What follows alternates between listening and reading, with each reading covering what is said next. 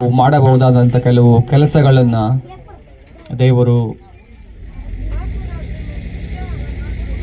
ಅವರಿಗೆ ಅನುಕೂಲವಾದಂಥ ಕೆಲಸಗಳನ್ನು ದೇವರು ಅವರಿಗೆ ಕೊಡ್ತಿದ್ದಾರೆ.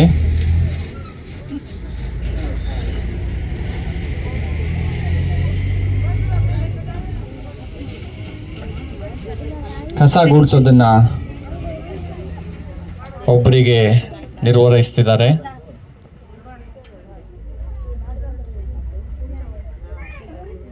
ಅದೇ ರೀತಿಯಾಗಿ ಇನ್ನೊಬ್ಬರಿಗೆ ಊಟ ಮಾಡುವುದನ್ನ ಕಲಿಸ್ಕೊಡ್ತಿದ್ದಾರೆ.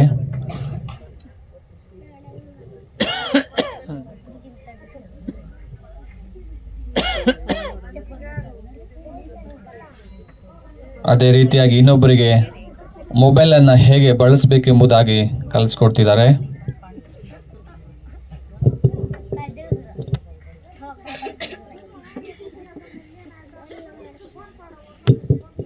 ಅದೇ ರೀತಿಯಾಗಿ ಇನ್ನೊಬ್ಬರಿಗೆ ನೀರು ಹೇಗೆ ಕುಡಿಯುವುದೆಂಬುದಾಗಿ ಕಲಿಸ್ಕೊಡ್ತಿದ್ದಾರೆ.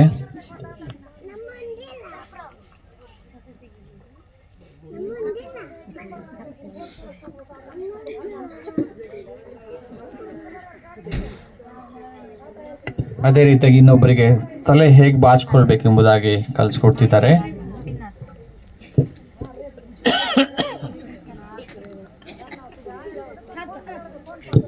ಹೀಗೆ ದೇವರು ಪ್ರತಿಯೊಬ್ಬರಿಗೂ ಸಹ ಒಂದೊಂದು ಕೆಲಸವನ್ನು ನಿರ್ವಹಿಸಿದ ಮೇಲೆ ದೇವರು ಅದನ್ನು ನೋಡಿದಾಗ ಅವೆಲ್ಲವೂ ಚೆನ್ನಾಗಿತ್ತು, ಒಳ್ಳೆಯದಾಗಿತ್ತು, ದೇವರಿಗೆ ಖುಷಿಯಾಗಿ ಸಮಾಧಾನದಿದ್ದರು.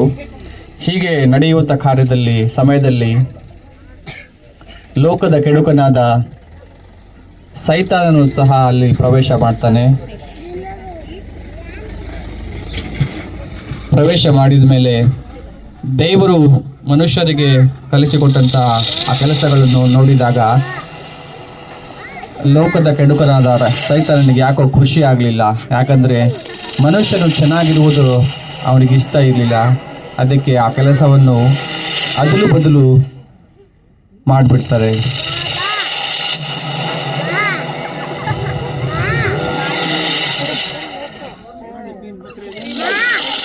ದೇವರು ಸರಿಯಾಗಿ ಕೊಟ್ಟಂಥ ಕೆಲಸವನ್ನು ಸೈತಾನನು ಅದಲು ಬದಲು ಮಾಡುವಾಗ ಅದು ನೋಡಲಿಕ್ಕೆ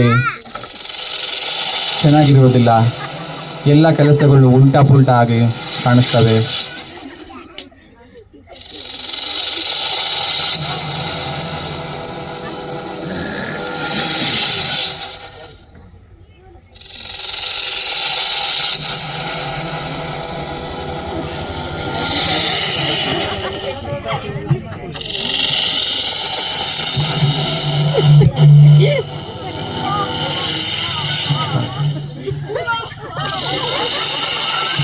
ಎಲ್ಲ ಕೆಲಸವನ್ನು ಅದಲು ಬದಲು ಮಾಡಿದ ಮೇಲೆ ಸೈತಾನನು ಬಹಳ ಸಂತೋಷ ಪಡ್ತಾನೆ. ಯಾಕಂದರೆ ದೇವರು ಮಾಡಿದ್ದನ್ನು ನಾನು ಹಾಳು ಮಾಡಿದೆನೆಂಬುದಾಗಿ.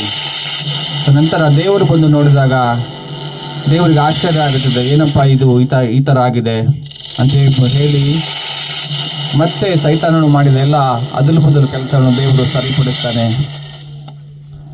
ಮೊದಲಿಗೆ ಇದ್ದ ಸ್ಥಿತಿಗೆ ದೇವರು ಅದೇ ರೀತಿಯಾಗಿ ಎಲ್ರಿಗೂ ಸಹ ಆ ಕೆಲಸವನ್ನು ಮತ್ತೆ ಕೊಡ್ತಾರೆ.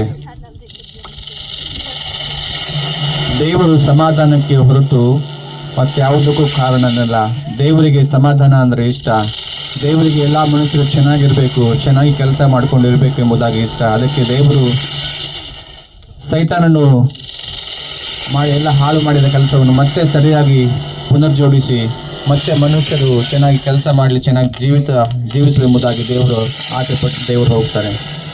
ಅದೇ ರೀತಿಯಾಗಿ ಮತ್ತೆ ಸೈತಾನನು ಅಲ್ಲಿ ಪ್ರವೇಶ ಮಾಡುವಾಗ ಅದನ್ನು ನೋಡಿ ಸೈತಾನನಿಗೆ ಮತ್ತೆ ಶಾಕ್ ಆಗುತ್ತೆ.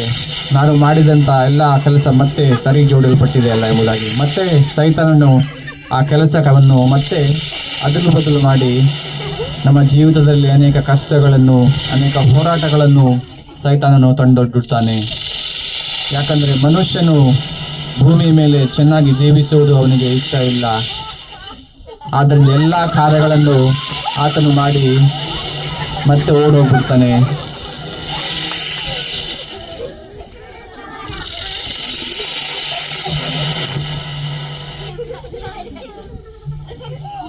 ಮತ್ತೆ ದೇವರು ಬಂದು ಆ ಕಾರ್ಯವನ್ನು ಮತ್ತೆ ಸರಿದೂಗಿಸ್ತಾರೆ. ಆ ಕೆಲಸಗಳನ್ನು ಮತ್ತೆ ಮರುಜೋಡಣೆ ಮಾಡಿ ಪುನಃ ಸ್ಥಿತಿಗೆ ತಂದು ಕೊಡ್ತಾರೆ.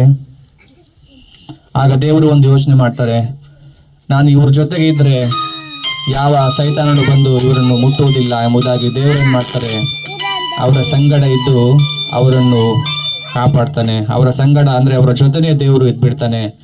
ಆಗ ಸೈತಾನನು ಮತ್ತೆ ಬಂದು ನೋಡುವಾಗ ಮನುಷ್ಯರ ಸಂಗಡ ದೇವರು ಇರುವುದನ್ನು ನೋಡಿ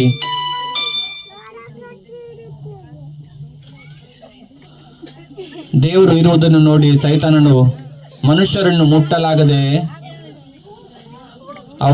ದೇವರನ್ನು ನೋಡಿ ಸೈತಾನನು ಓಡಿ ಹೋಗ್ಬಿಡ್ತಾನೆ. ಮನುಷ್ಯರನ್ನು ಏನು ಮಾಡ್ಲಿಕ್ಕೆ ಆಗೋಲ್ಲ, ಯಾಕಂದ್ರೆ ದೇವರು ಅವರ ಸಂಗಡ ಇದ್ದು ಅವರನ್ನು ಕಾಪಾಡಿದ್ದರಿಂದ ಸೈತಾನನು ಓಡಿ ಹೋಗ್ತಾನೆ. ಧನ್ಯವಾದಗಳು.